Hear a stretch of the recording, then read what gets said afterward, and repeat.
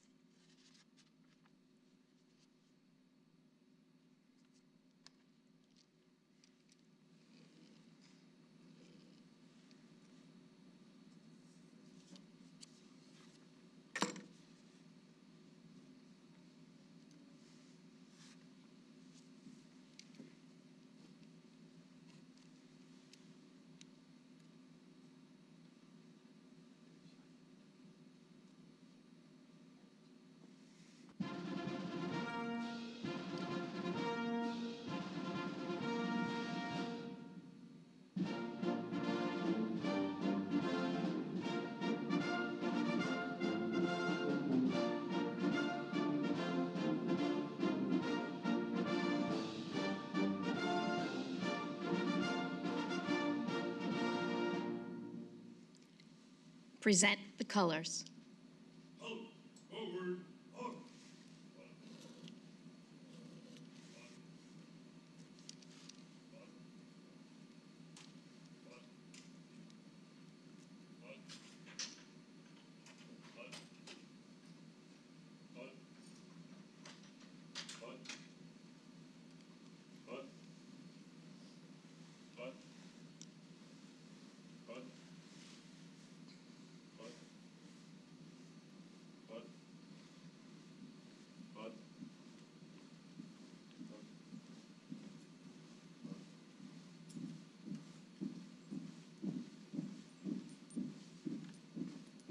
Colors.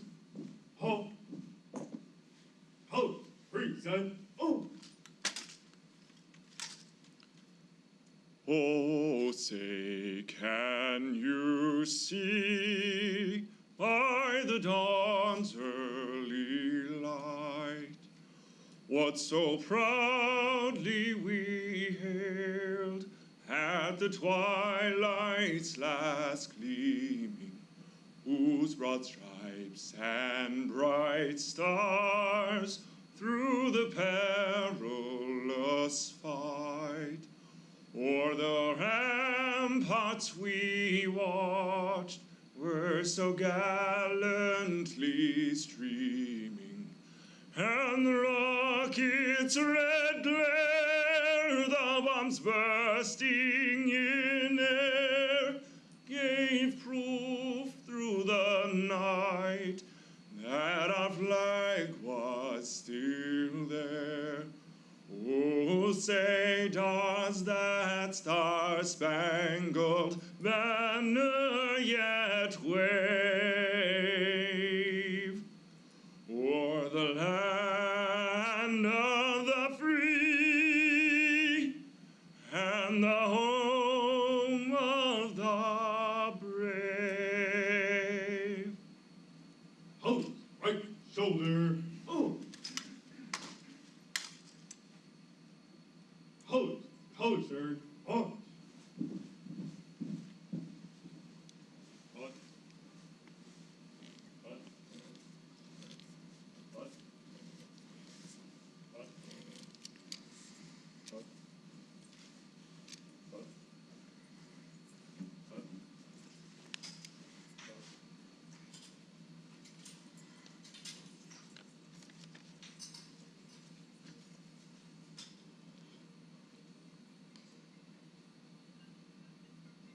Let us pray. Almighty God, you are the one that forms the paths of men and women. You establish us according to your purposes. You use us in ways that your name might be exalted and glorified. Lord, be with us this morning for the Defense Logistics Agency 2018 Hall of Fame ceremony. We give thanks for this year's inductees, individuals who have helped transform this organization and promote permanent positive change for future generations. Use the contributions of the inductees to lead and inspire future leaders to take us to the next level. And Lord, lead us as we honor this year's inductees, their families and friends. And thank you for all that have made this work a success today. Bless all who are in attendance, and bless and protect America's sons and daughters who are deployed in the defense of freedom across the world this day. In your strong name we pray. Amen. Please be seated.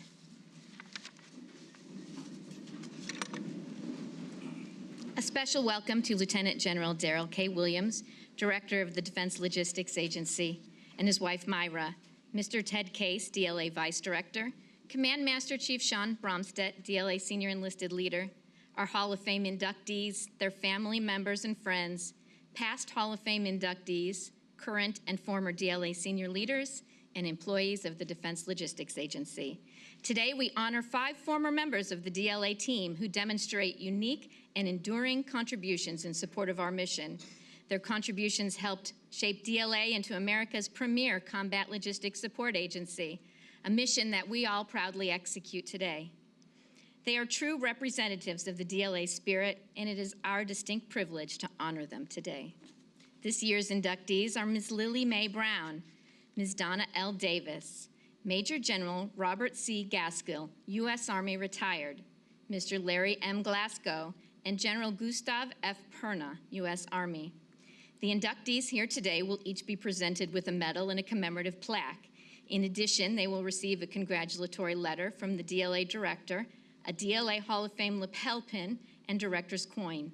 And each inductee's spouse or family member will also receive a certificate of appreciation. Before we begin the formal inductions, please join me in watching a special presentation highlighting the lives and careers of this year's Hall of Fame class.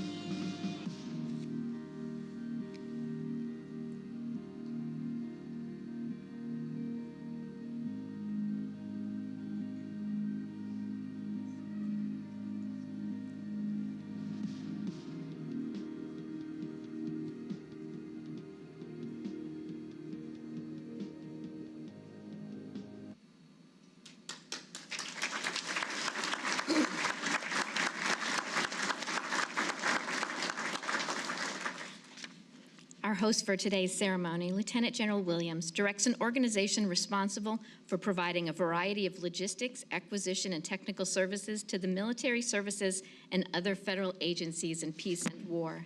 This worldwide mission is performed by 27,000 military and civilian logistics professionals. Please welcome the DLA Director, Lieutenant General Williams.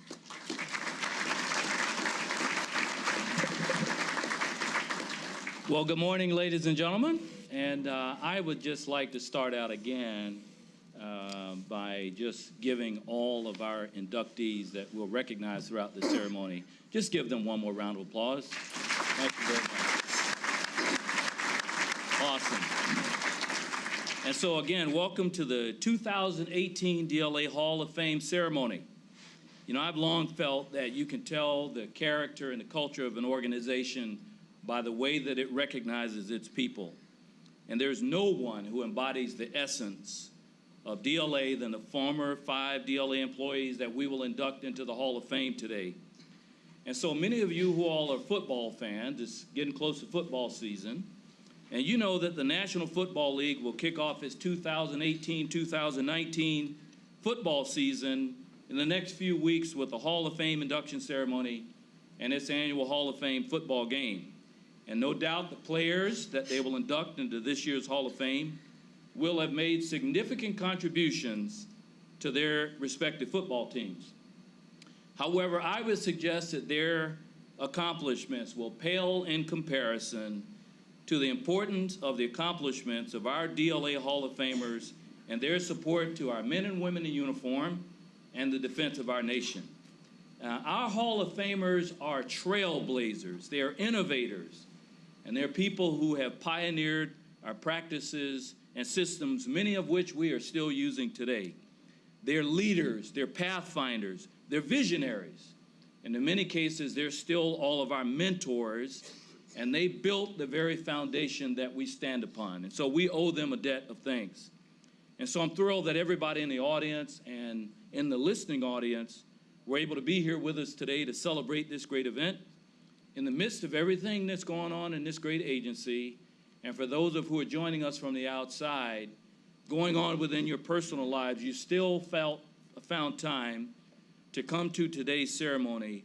And it just gives respect and shows respect to the work that these individuals have done and their legacy of excellence that they have left behind. And so may the stories that you will hear about them as we go through the ceremony today continue to inspire all of us. I know that protocol has already been established, but I did want to recognize a few very special guests. And so, again, our Vice Director, Mr. Ted Case, a very long and distinguished career of his own. Thank you, Ted. Command Master Chief Bromstad. We like to call him Richard Gere, looking good in that white Navy uniform with chokers on. And then I wanted to highlight Lieutenant General retired Greg. And so I just ask you to stand for just a second if I could. An incomparable logistics officer, served our nation for 35 years, raised through the ranks from private to 3-star general. And he served in the 70s and 80s as the Joint Staff J4, Lieutenant General Lyons' current job, and the Deputy Chief of Staff of the Army Logistics G4, Lieutenant General Pegues' currently job, for those of you who know him. And by the way, he just celebrated his 90th birthday a few weeks ago. Let's give him a round of applause. Looking good, sir.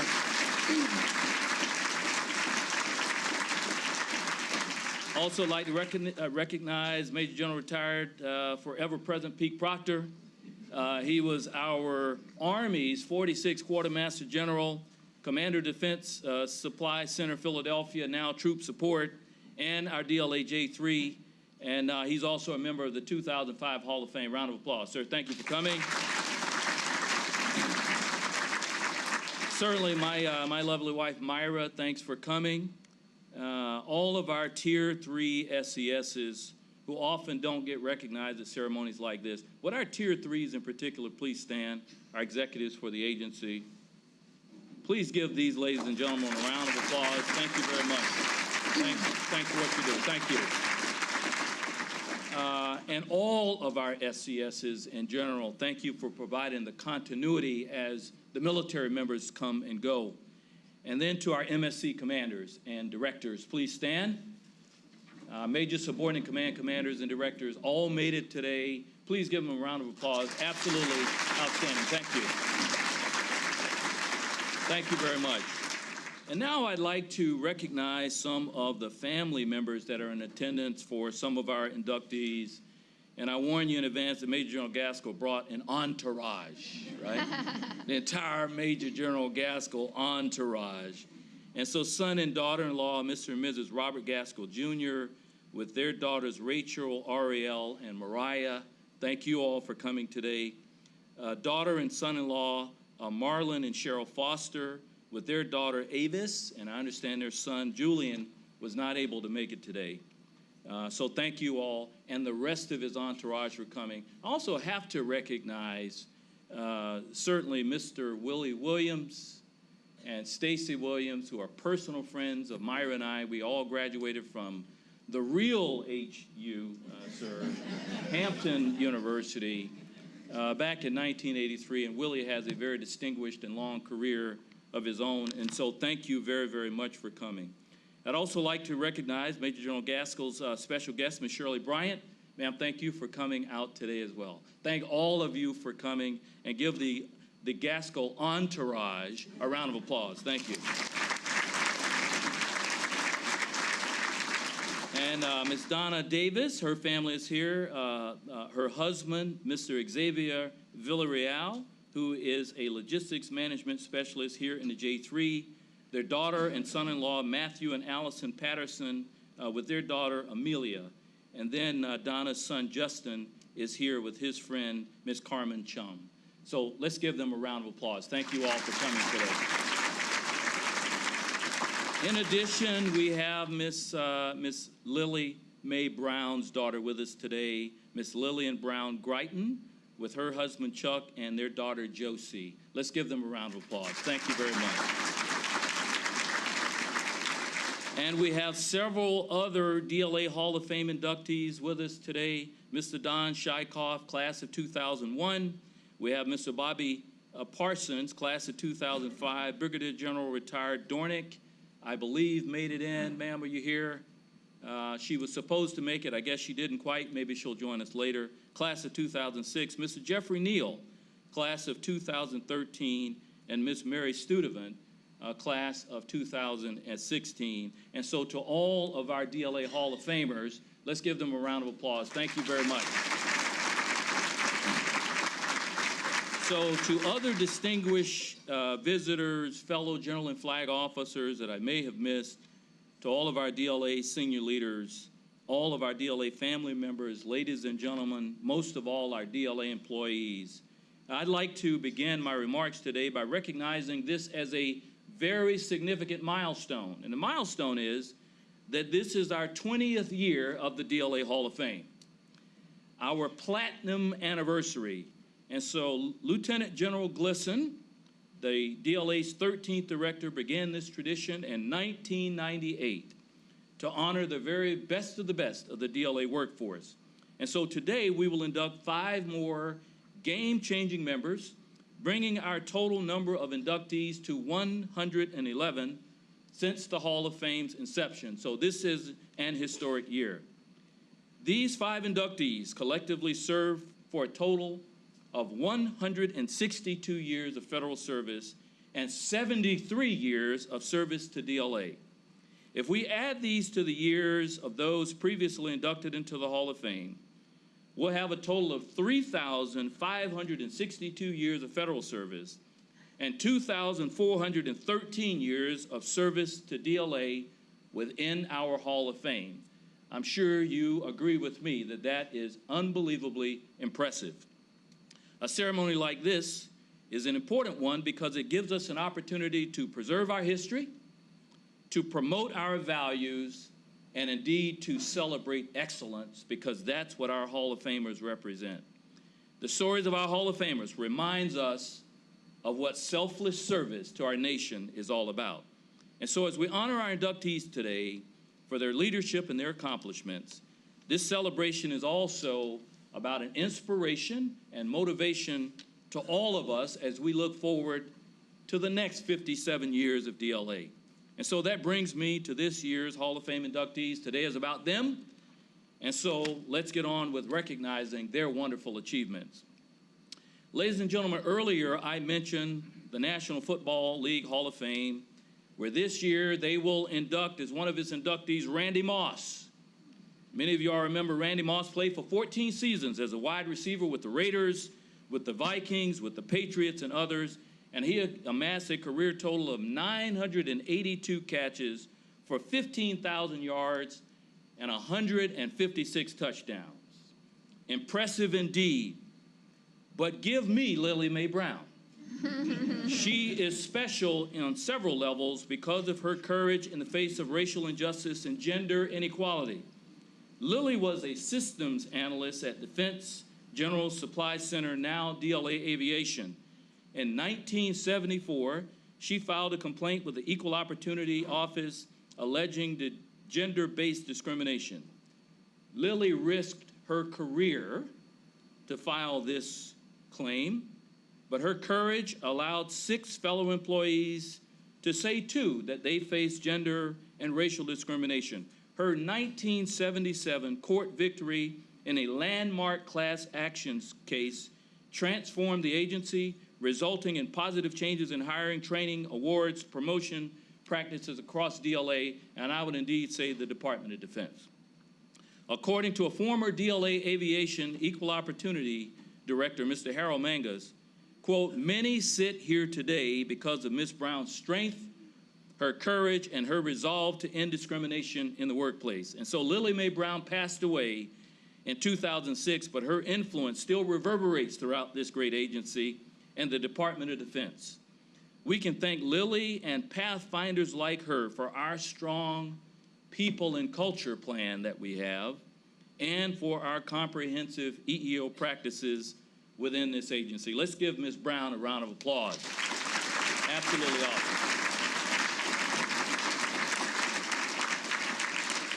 The NFL will also induct this year Brian Dawkins, which some of you fans may remember, who played for the Eagles and the Broncos. Any Eagle fans out there, I'll give a little deference to the world champions there, a few Eagles fans.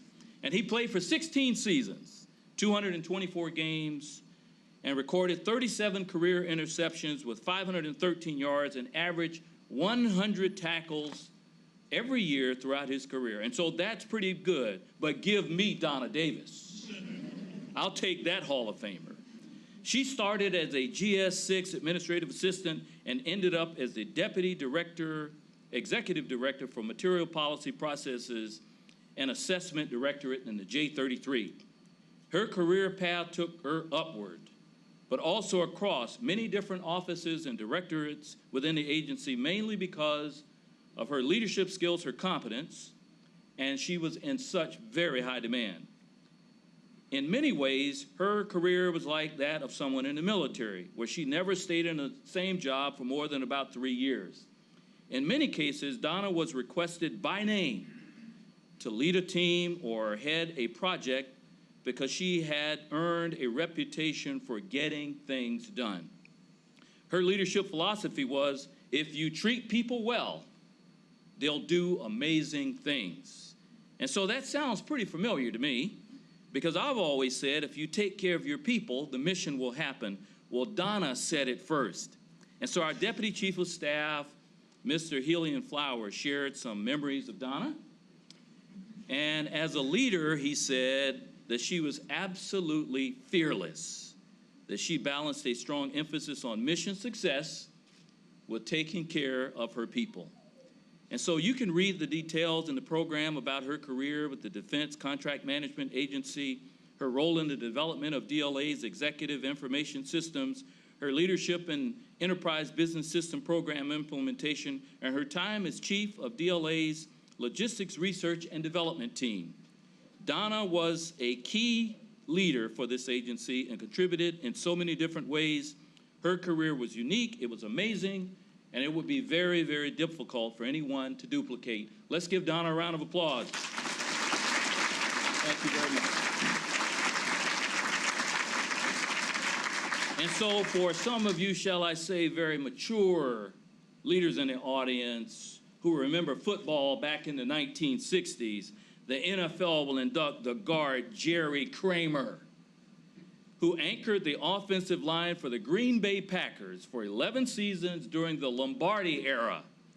He played in 6 championships, 5 of which the Packers won.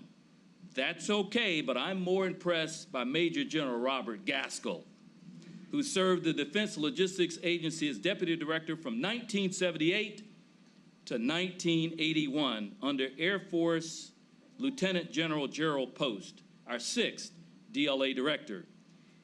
General Gaskell is an important link for us because he counts among his mentors.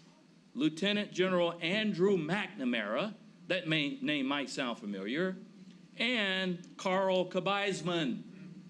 And so he is truly a link to DLA's very beginnings. Major General Gaskell retired from the Army in 1981 after nearly 29 years of service that included service in Korea, Vietnam, and Europe, as well as assignments as Deputy Commandant of the Army War College in Carlisle, Pennsylvania, and commander of Letterkenny Army Depot in Chambersburg, Pennsylvania, a place that we still provide support to this very day. Major General Gaskell arrived at DLA during a time of transition for the agency and for our nation. With the recent end of the Vietnam War, the services were transferring essential missions to the agency. DLA was expanding its support mission in Europe in response to the Pentagon's concern about the Soviet Union, and all of this took place as the agency faced increasing budget restraints. Boy, that sounds pretty familiar. It sounds like today. Major General Gaskell brought both executive leadership skills and technical logistics expertise to the table during his time as the Deputy Director in a time of great change. He, along with the Director, led this command team through many challenges and cared for 47,000 people. We have 27,000 today under this command, and it prompted Lieutenant General Post to write, and I quote, "You will long be remembered for your successful efforts to improve the stature and morale of the workforce." And so you see, General Gaskell, you are remembered, and your legacy will be preserved in the DLA Hall of Fame. Thank you for your service. Let's give him a round of applause.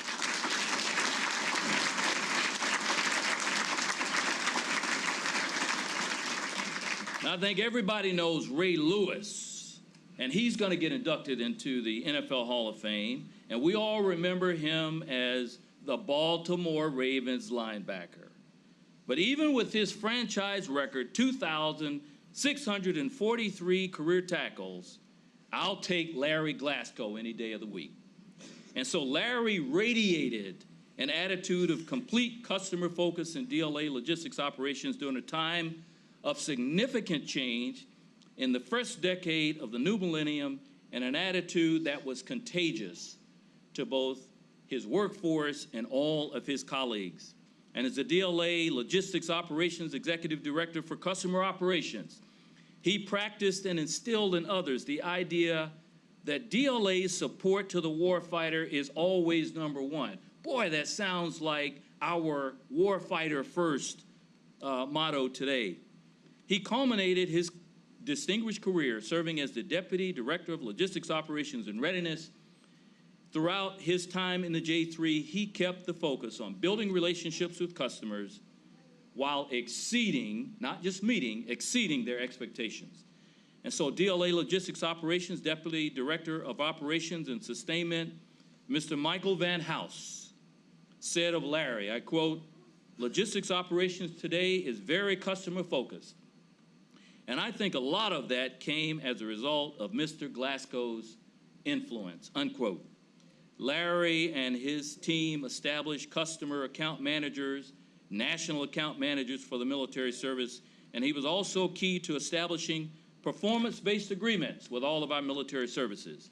And as a forerunner to our current global posture line of effort, Larry and his team played an important role in contingency support, both for Afghanistan and Iraq, and in domestic disaster relief operations in Hurricanes Katrina and Rita. He was also key to DLA's response to the base realignment and closure efforts in 2005 and of the Army's big up-armoring effort program that took place for Iraq in the mid-2000s. These were hot issues for DLA at the time, and Larry was well known to be cool under pressure.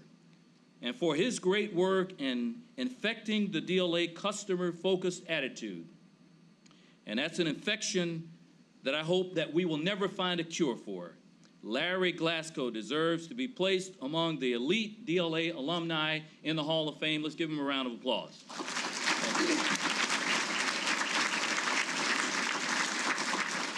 Also being inducted into the National Football League Hall of Fame is linebacker Brian Urlacher of the Chicago Bears. The Chicago Bears. He played for 13 seasons and amassed 1,229 tackles, 22 interceptions, and 41 brutal sacks, if you all remember Brian Urlacher. He was a force to be reckoned with, but I'll take our final inductee, General Gustav F. Perna, any day of the week and twice on Sundays. General Perna still serves his nation as the commander of the Army Materiel Command, Redstone, Alabama, and he has the distinction of being the only former DLA leader of any service to become a four-star general or admiral. However, we're honoring him today for his work in DLA as a commander for Defense Supply Center Philadelphia, now Troop Support, from 2008 to 2009, and for his service as the executive officer to Lieutenant General Robert Dale, our 15th director of DLA. And so after 35 years of military service and having served with countless senior leaders, I know of no one personally who deserves recognition more than General Perna. During his command at Troop Support, then Brigadier General Perna oversaw incredible successes, including the pre-positioning of building materials and relocatable buildings in Afghanistan months ahead of the 2009 troop surge. He held DLA troop support assistance to FEMA in the aftermath of two massive hurricanes. He also led DLA support to U.S. government assistance to victims of an overseas outbreak of swine flu. General Perna accomplished a great deal, but he was also a people-oriented leader, and he continues to be to this very day. Troop Support Chief of Staff Bob Ratner said of General Perna, and I quote, "His vision, his focus on the warfighter, and his unwavering commitment, and his value of his most precious resource, his teammates and his people, will have an unwavering, unparalleled, and everlasting impact on Troop Support Agency." You can read more in the program, but suffice it to say, his impact was huge, and he certainly deserves to be in the DLA Hall of Fame. And so, ladies and gentlemen, I would just ask you, for all of those inductees, one more collective round of applause, please.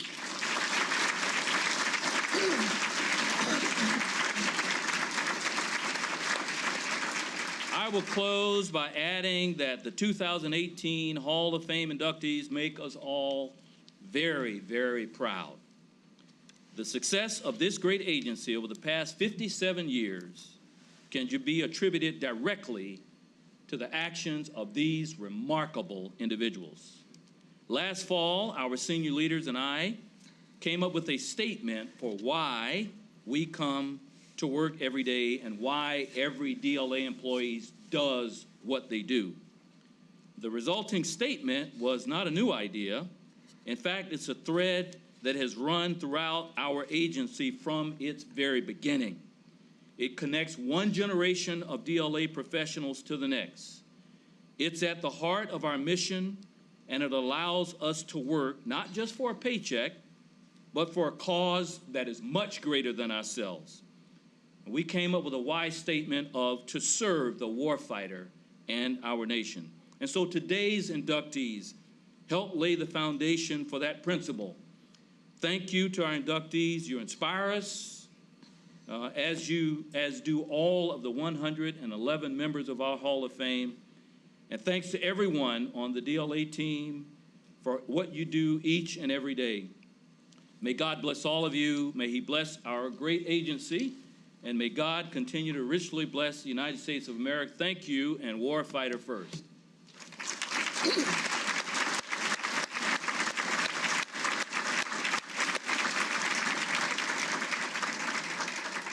Thank you, sir. Would Command Master Chief Bromstead please join the director in honoring our inductees? It's now my great privilege to present the 5 newest members of the DLA Hall of Fame. They will be inducted in alphabetical order.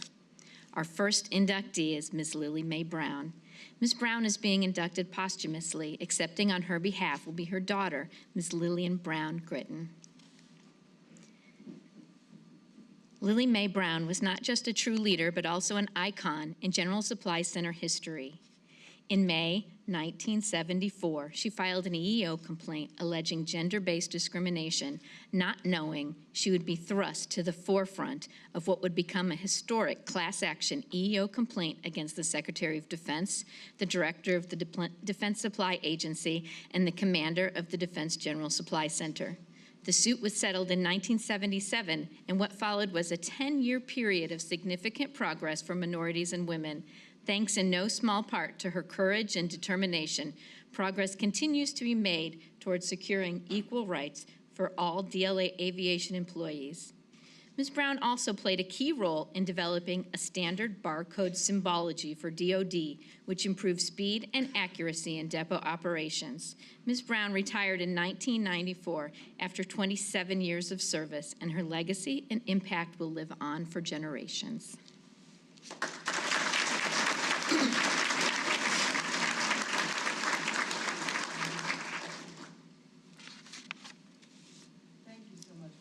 Ma'am, would you mind stepping to the, thank you. Very good, very good. Thank you for bestowing this honor on my mother. I am pleased and very proud to accept it on her behalf. You know, not having worked at the DLA, I can't really speak to the details of her career while she worked there, but I thought I could tell you a little bit about her character, the character that led her to take the actions that she did. My mother had a very deep and abiding interest in equal opportunity for all. And some of that stemmed from the culture of the times in which she lived. I remember a story she told me that when she applied for a job before she came to work for the DLA, and she was rejected because she was, or at least she was told, that she was too well dressed and too well spoken for a colored person, and therefore unacceptable. Some of her interest stemmed from the fact that she really believed that every person was precious in God's sight. And she believed in the biblical exhortations to open your mouth for the mute, for the oppressed, and to seek justice. And she attempted to do that as best she could. And so she took actions such as becoming an informal freedom rider. She rode buses to combat segregation. She petitioned the local school board to get better textbooks for an African-American school. She registered a great many people to vote, and she drove them to the polls so that they could exercise that newfound right. You know, her belief in fundamental fairness and equality for all even extended to areas that I think many would deem inconsequential. And one was my selection of toys. When I was a little girl, I wanted a Barbie doll, and so I asked for one. My friends had one. I thought it was a good thing to have. And when my birthday rolled around, I didn't get it. My mom gave me a Midge doll. I didn't know who Midge was, and none of my friends did either. And after a period of time, I asked her, I said, "Why Midge? No one knows who Midge is." And she didn't answer me directly. What she did instead was to ask me a series of questions about my interactions with Midge. But all the questions really had one theme, and they amounted to one question. Could you use Midge in the same way that you used Barbie? And the answer, of course, was yes. There are almost no differences between the two dolls. They're made by the same manufacturer. They wore the same clothes. There's only one difference. One had blonde hair, the other had red hair, and I think Midge had freckles and Barbie had none. But this was my mom's way of teaching me about subtle bias. She wanted me to understand the challenges that she faced here and that others faced here. But more than that, she also wanted me to consider carefully who I included and who I excluded in my activities. So when in 1974 she filed a complaint with the Equal Employment Opportunity Office, she wanted those who made employment decisions to also consider carefully who they included and who they excluded in their hiring, in their promotion, in their training practices. She wanted to make the entire process more equitable, more fair, and more inclusive. And she was so happy when the case expanded and it became a class action suit, and was thrilled with the consent decree, which led to a lot of improvements here. It was a very long and difficult process. It sounds pretty short when you look at it and it says it started in 74 and the consent decree ended in 77. But the truth is, I remember all of those years ahead of time when she was making sort of internal complaints. And it took my entire childhood, from elementary school to college. I hope that that inspires you, actually, to be consistent, to be persistent, because think of the changes that you might bring with that. I know that she would be thrilled to receive this award today, but I think what would really make her happy is to realize that she has made a difference and that she has helped to improve the quality of this organization. I thank you and God bless.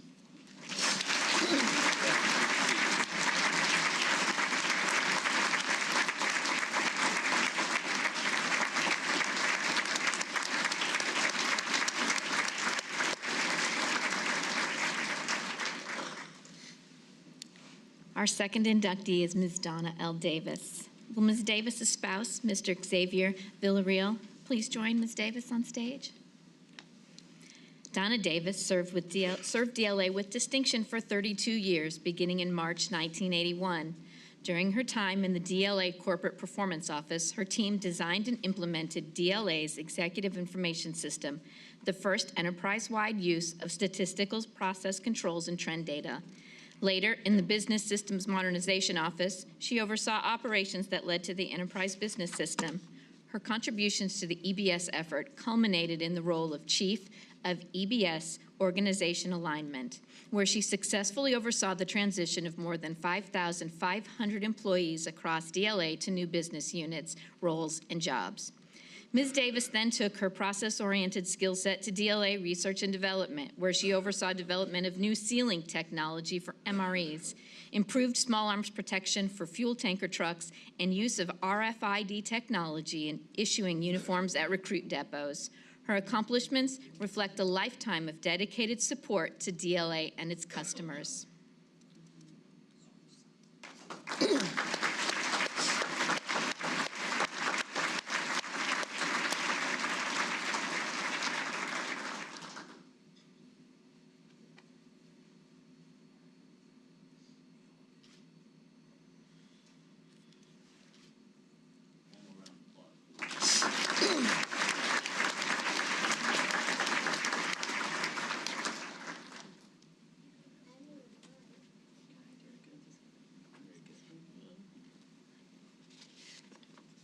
Hello, everyone.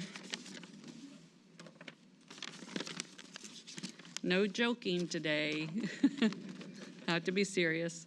Jenna Williams, thank you for hosting this ceremony and your kind remarks. It means a great deal to me. To the DLA executive leadership, the entire DLA team, it's a big organization. My family and friends, I appreciate you taking the time out of your day today, because time is, the most important and treasured thing, one of the most important treasured things we have. For Michael Scott, Mike, my sincere thanks in nominating for me as an inductee, and I'm truly honored to be selected as a 2018 Hall of Fame inductee. Keying off on what we just heard, it was a tremendous culture shift when I came from Department of Labor and the executive branch to DLA in 1981. So I listened to your comments quite carefully, and I appreciate your mother's efforts. So it was like a foreign language immersion with the acronyms, no office automation. I felt like a fish out of water. I couldn't understand why supply, if we're supply, why couldn't I get scissors, things like that. So, I really couldn't. So, or tape. Anyway, it was a challenging transition, and I was really unsure if I was going to stick with it, to tell you the truth. But the difference, always the key difference, are the people you meet. People help one adjust, they help one assimilate, friendly faces, people willing to share, help teach, people with pride in DLA's mission and the warfighter focus. I found that in DLA. I loved its people and our work. I owe a debt of gratitude to all. Of specific note to thank are my family, friends, DLA friends and coworkers, and influential leaders along the way. And there's too many influential leaders, and they are all at all levels of the organization. But to my family, because family first, for their unwavering support, who love me unconditionally, good and bad. I'm a blessed person for these individuals in my life. Thanks to my husband, Xavier, who is known by Taco to the DLA community. My father-in-law, Pete, who is not here, and to our daughters, Cassie and Andrea, who are also not here because they just couldn't be here today. My forever loves, Allison, Emmy, no, it's silly Nana, and my son-in-law, Matt, and Emmy, of course, and my son, Justin, Carmen, and Piper. And many of you probably know who Piper is. She's our dog. Okay. Allison and Justin sacrificed the most for any or all successes I'm being lauded for today. This induction is really for them. My twin brother, Don, who has been stuck with me longer than anyone else, is here with his wife, Judy, and I knew her, before they met, actually. I knew each other. But together they bring it all: love, laughter, family, faith. Very important people in my life. And I thank them for being here. I love you all very much. Friends who've heard me the friends who are here today, they probably heard me talk more about DLA and my work career than they ever wanted me to ever talk about. Letitia Click, she's a longtime family friend. Along with her husband, Pete, we've traveled together. Our kids have grown up together. Thank you so much. Ty and Ken Carlson. Ken isn't here today, but Ken and I went to high school together. We didn't know each other, though, because he was too cool for school. And we reconnected later, and I know Ty, I'm friends with his wife, Ty, and go GMU. So I have GMU family here. So I thank you for being here today. Coworkers and friends, lasting friendships that extend the boundary of just being DLA teammates. Linda and Paul Axe. Paul was in the comptroller shop. Linda, I met in 1981 as General Gaskell was probably leaving the agency, because I do remember about General Gaskell and General Post. So Linda and I started in the Depot Operations Division. So she was in a different branch, and we've been friends ever since. And she's also part of the GMU family. Tim McClenahan, we went through, this is like boot camp. We were together. We worked together in a number of jobs. We worked on tough projects together for Miss Jill Pettibone, who I'll talk about later, when we were in the corporate performance office, and later for Christine Gallo. Linda and Tony Paleo, Mr. and Mrs. Paleo. It's really good to see you. We all started around the same time too, basically, in DLA. They're our neighbors and friends, and thank you so much for coming up from South Carolina for this. We miss you. Dennis and Michelle Carr, they're part of our Air Force family friends, DLA friends. Dennis works in J8. Michelle worked with me every day for the last part of my career in J3 logistics operations. It's great to have you in our lives. Ken Ross, Kenny, where's Kenny? Kenny, love you too. So he's probably my best friend. I was single for a long time. He was like my person that I could talk to about everything business related. Our kids were around the same age. He made me laugh. He fed me caffeine before briefings, and and would meet me at the snack bar when I was all like, all a mess. So he's instrumental. We produced the 1998 and 1999 strategic plans working directly for General Glisson, and have been friends ever since. He's allowed me to use unfiltered language and not judge me. And Tim and Ken kept me sane, and that's why I'm talking a lot about them. I love them both. I love you all. For significant bosses, Jill Pettibone, and Jill, would you stand for a minute?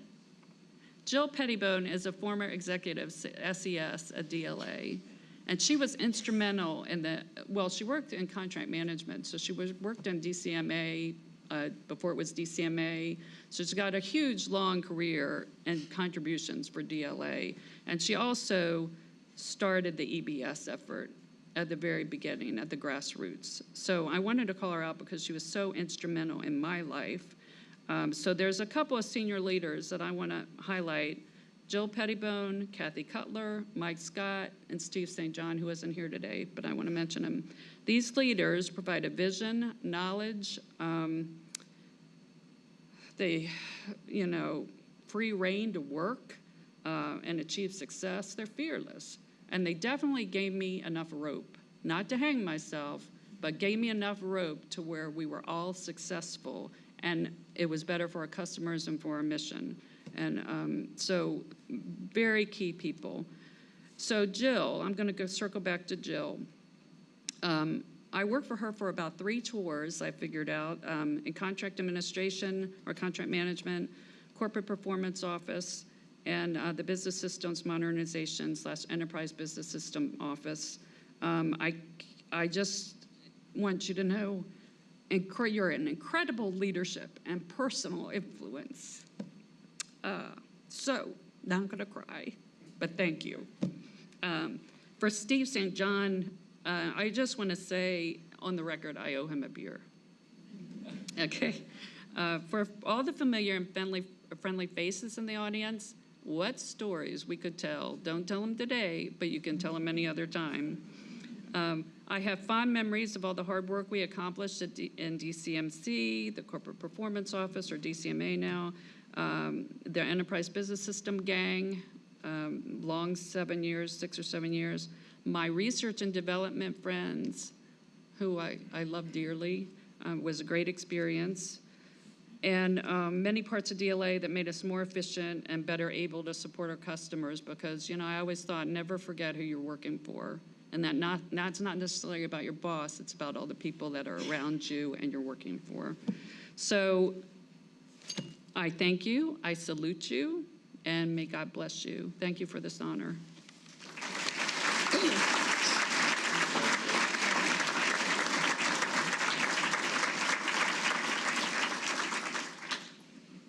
Our third inductee is Major General Robert C. Gaskell, U.S. Army retired.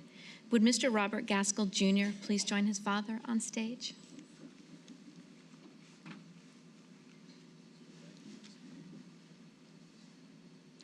Major General Robert Gaskell's 29 years of distinguished service culminated in 1978 when the U.S. Army and then DLA Director Lieutenant General Post identified the need to assign an officer of General Gaskell's qualifications as the agency's deputy director. With the nation recovering from the Vietnam War, there was an abundance of excess repair parts and other supplies to be dealt with, and the newly christened DLA was quickly adapting to a rapidly expanding mission portfolio. General Gaskell's exceptional leadership skills and technical logistics acumen were more than equal to these challenges. Using lessons learned from Vietnam, DLA realized its essential role in feeding, clothing, providing medical supplies and consumable repair parts to our military forces, and supporting retrograde operations. General Gaskell will long be remembered for his strong leadership and unrelenting drive for excellence, as well as his successful efforts to improve the stature and morale of the workforce. Let's give him one more round of applause.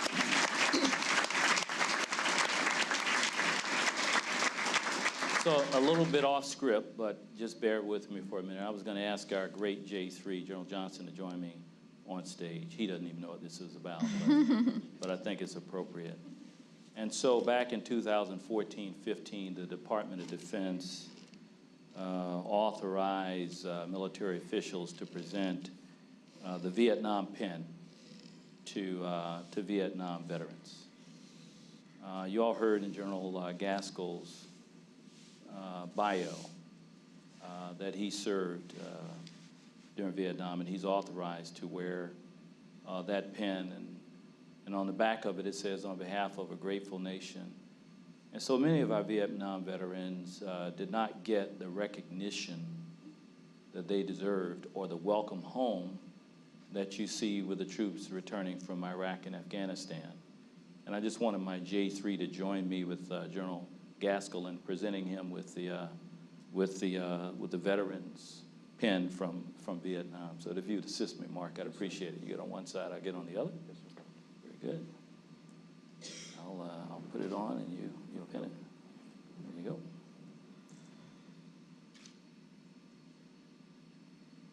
And if you would, give us a...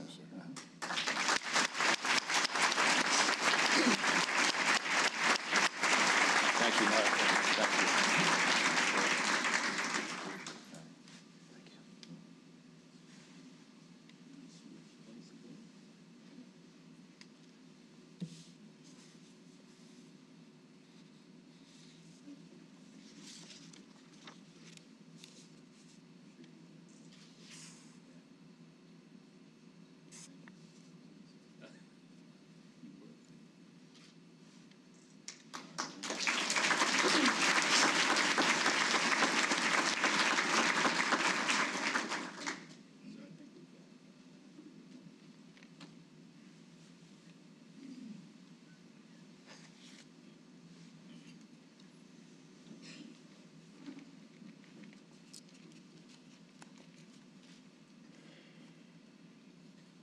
Good morning, Team DLA.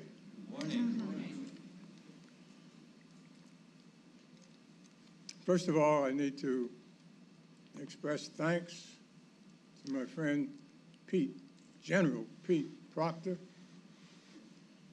for nominating me for this honor. He didn't get much help from me, but he persisted.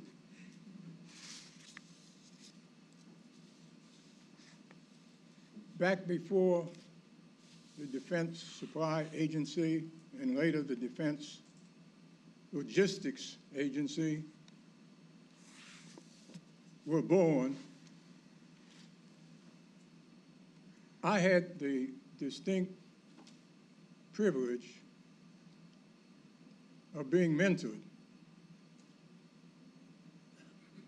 by General Andrew T. McNamara. This building is a tribute to his long logistical service to our nation. And later,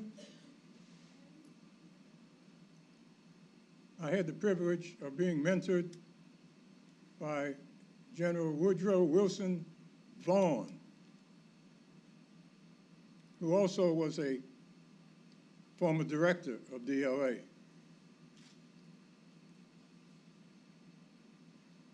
And sitting among you today, I had another mentor. His name is General Gray, Arthur J. Gray.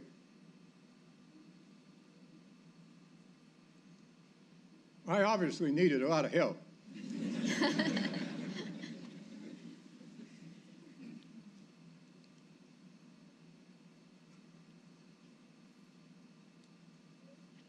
When General Williams called me to tell me that I'd been nominated and approved by him for this high honor, frankly, I was amazed. I was also very grateful because having had the kind of mentoring that I had received,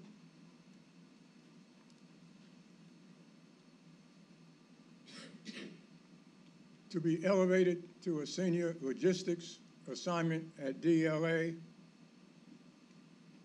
was far beyond what I had anticipated as part of my military service.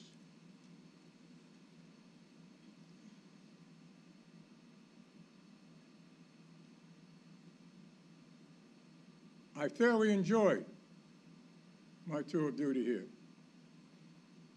It was my last tour of duty.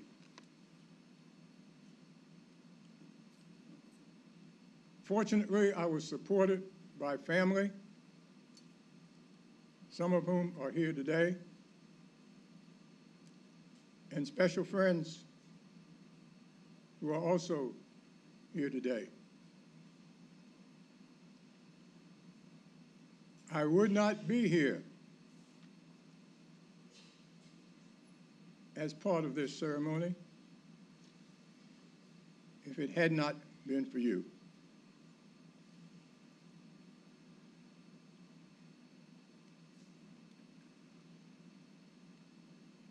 And now, as I look to the future of those who wear the uniform, I am comforted and I am proud that we have folks following in the footsteps of those who are sometimes referred to as graybeards, like General Williams. He's not a graybeard yet, but he's following, some say in our footsteps, but I think he's sprinting.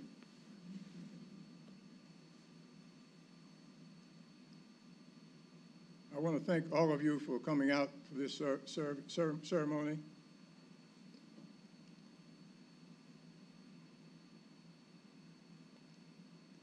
I think I'm going to sit down.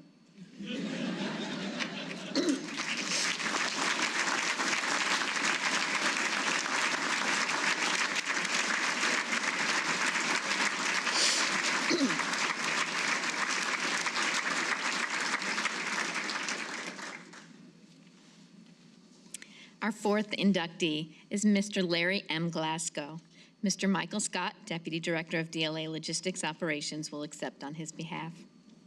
Larry Glasgow joined DLA in 2001, became Deputy Director of DLA Logistics Operations and Readiness in 2006, and briefly served as the organization's director before his retirement in 2008. He led missions for both Operation Enduring Freedom and Iraqi Freedom, and expedited delivery of more than 18,000 sheets of steel to up-armor Army-wheeled vehicles in Iraq and protect warfighters from IED attacks. Within 48 hours of Hurricane Katrina's landfall, he deployed agency personnel to support Joint Task Force Katrina, where they provided 29 million MREs, 17 million commercial meals, and 1.5 million liters of water. Finally, Mr. Glasgow oversaw the agency's execution of the 2005 base realignment and closure recommendations, through which DLA assumed retail supply operations at 14 military service repair depots. Throughout his time at DLA, Mr. Glasgow was key to modernizing business practices and posturing DLA for future success.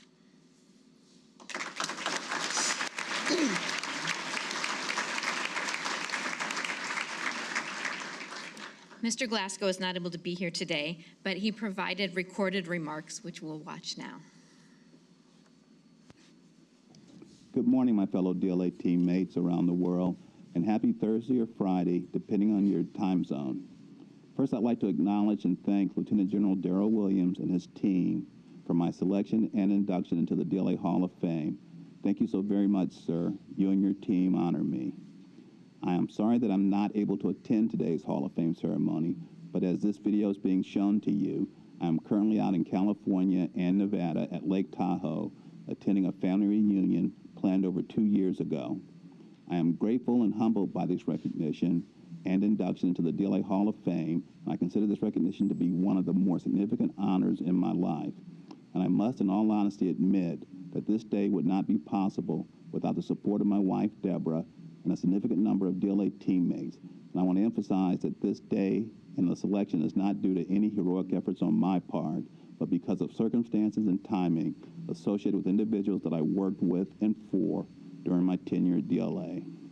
I'm going to go out on a limb and hopefully not offend anyone when I share with you the names of individuals that I believe make this recognition possible. I know I'll probably not mention everyone I should, and if I don't mention your name, please accept my apology in advance.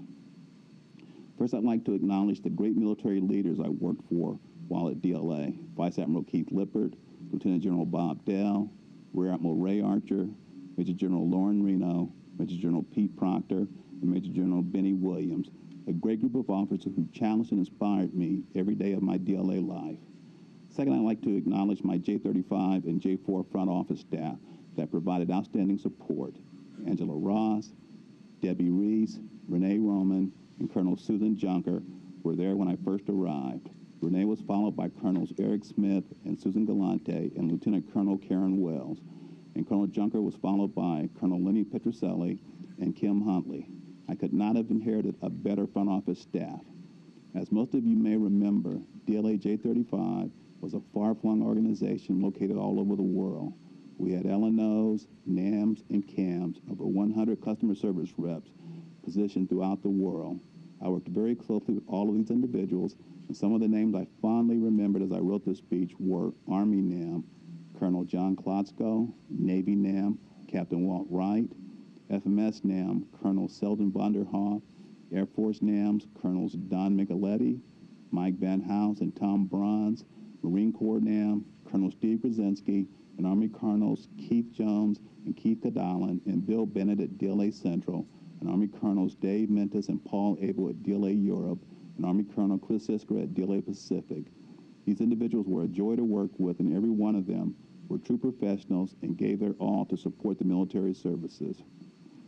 While the team of professionals I just mentioned were actively engaged with our military customers, we had a group of individuals led by Renee Roman, J.J. Miller, Dan DeVincentis, and Don Neary, who were focused on ushering in new customer engagement, state-of-the-art processes, and technology under the banner of CRM, our Customer Relationship Management, a committed, dedicated group of CRM apostles. Near the end of my tenure, it was determined that combining DLA J4 and J3 would better serve the military services. This transformation to J34 created an opportunity to team and work closely with yet another group of outstanding teammates and consummate professionals, Bill Button, Kathy Cutler, Mike Scott, and John Hall. It didn't get any better than that, a group of professionals committed and operationally and customer focused. So you can see I worked with an outstanding group of professionals, and it is because of them that I stand here today receiving this recognition. Again, I am very grateful and humbled by this recognition, and I proudly accept it on behalf of my wife, Deborah, and my tremendous teammates from J35, J4, and J34. May God bless you all. May God bless DLA. And may God bless the United States of America. Have a great day, and go Purple.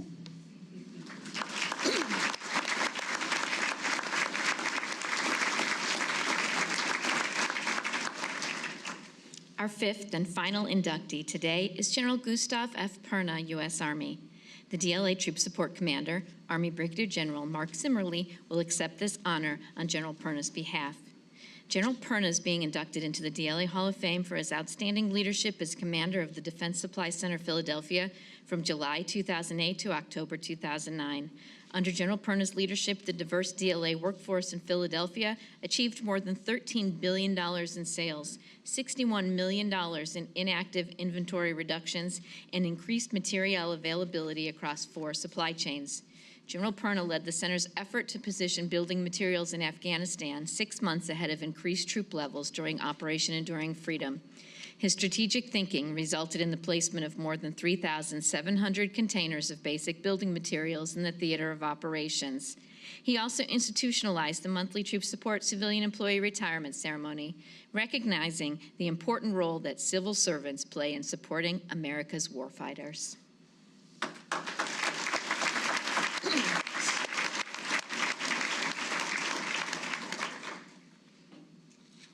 General Perna was not able to be here today, but he sent a letter to the DLA director, which I'll read. Dear General Williams, please accept my thanks and gratitude for my selection into the Defense Logistics Agency Hall of Fame. I'm humbled to hold an esteemed place in the agency's lineage and honored to be recognized among those who have contributed so much to defense logistics and material readiness. To be named among logistics professionals whose legacy spanned from feeding troops during World War II to managing sophisticated global supply chains is especially gratifying. It is my firm belief that recalling our past and listening to our predecessors holds an important place in informing our future efforts to support our nation's armed forces. As I look back on my time at Defense Logistics Agency headquarters and troop support, I owe much credit to the workforce who coached, mentored, and trained me as a colonel and brigadier general. That guidance and direction gave me a true foundation in supply chain logistics and contracting. I owe my success at Defense Logistics Agency to the employees and leaders who supported my efforts and courageously challenged the status quo. Together, we made a difference. From anticipating the needs of deploying warfighters to answering the call for humanitarian aid, I will always be proud of the missions we accomplished and the lives we positively impacted. My thoughts are with the entire Defense Logistics Agency team as I join the Hall of Fame. For me, this honor is a collective effort that reflects the dedication, hard work, and ongoing commitment to our nation's warfighters. Again, thank you for this honor. Sincerely, Gustav F. Perna, General, U.S. Army.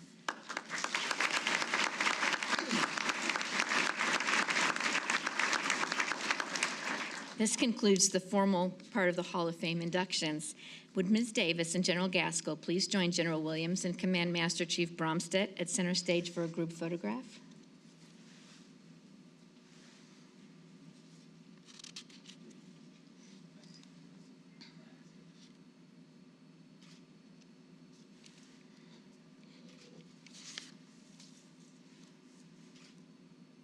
Ladies and gentlemen, please join me.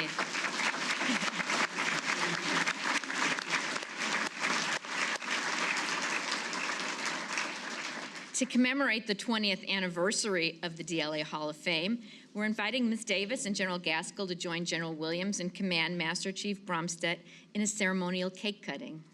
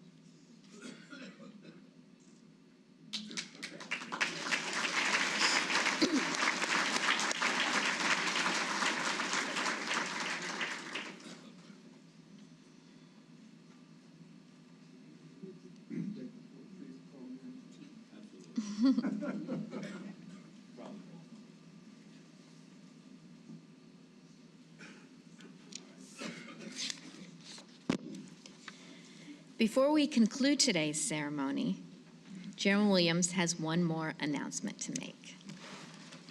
So thank you for, I know it's been a long morning, but well worth it. I think you all would agree we have 5 unbelievably deserving Hall of Fame inductees. One more round of applause, please.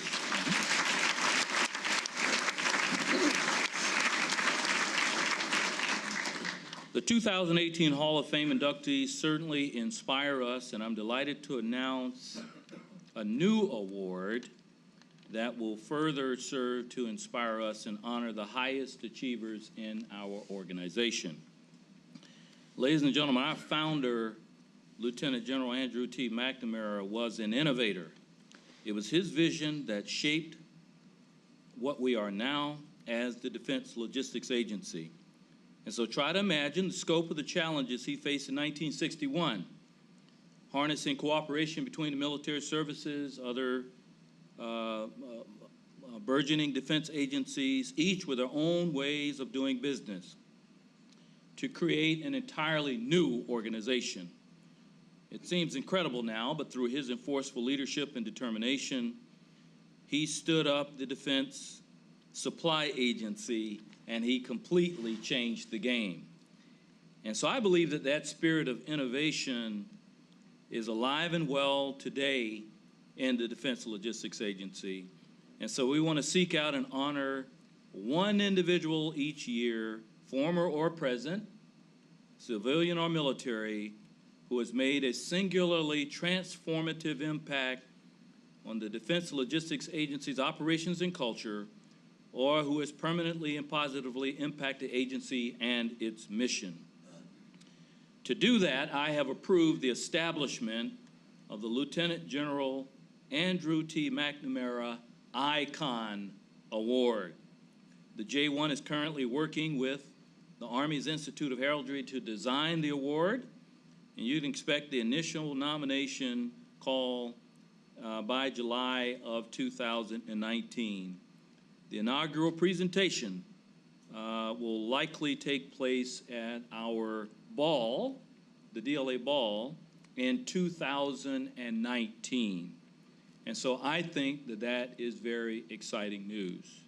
And so, General Gregg, I must admit that much of the idea from this award came from the award that was established in your name within the Army about the most competent logistics officers within the Army that is presented once a year on your name.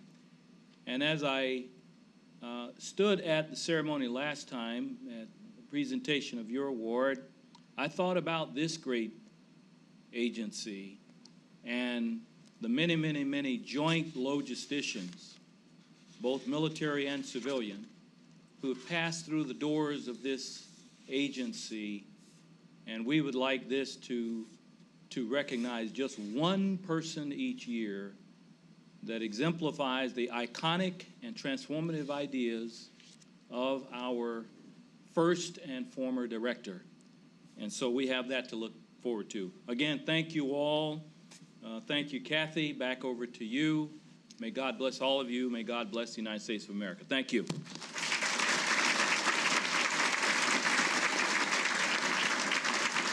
Thank you, sir. I invite each of you to a reception immediately following the ceremony where you can personally congratulate these new inductees and their families.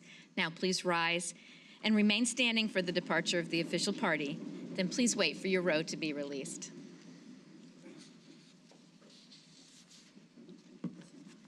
On behalf of the Defense Logistics Agency, thank you for attending today's ceremony and helping us make this a special event for our deserving inductees.